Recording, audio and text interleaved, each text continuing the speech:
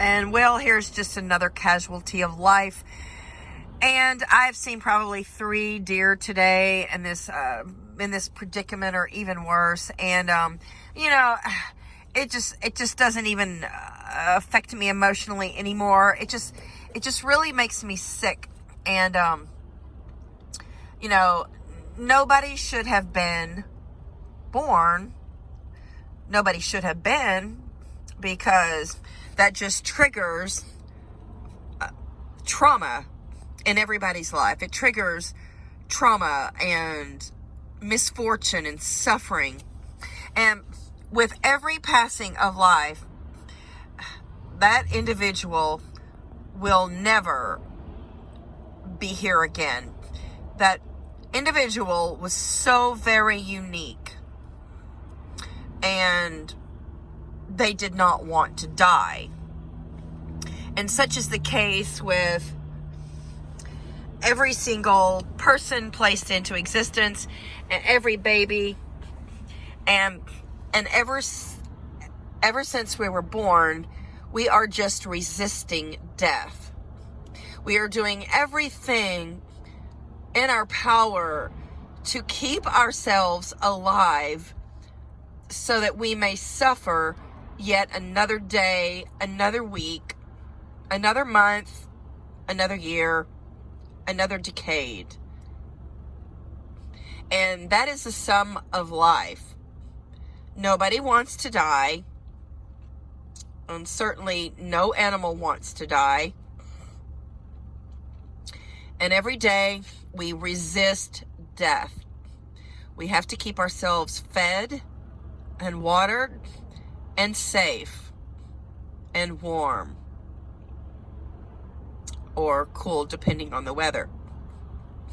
So every single day we are in a fight to resist death.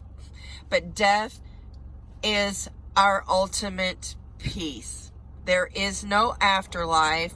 There's no reincarnation. There's no heaven. There's no hell. There is nothing.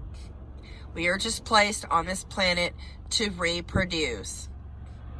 And the very thing that would give us peace is the very thing that we resist and that we fight every day. It makes no sense. And when I see a couple who are expecting a child, it just makes me utterly sick.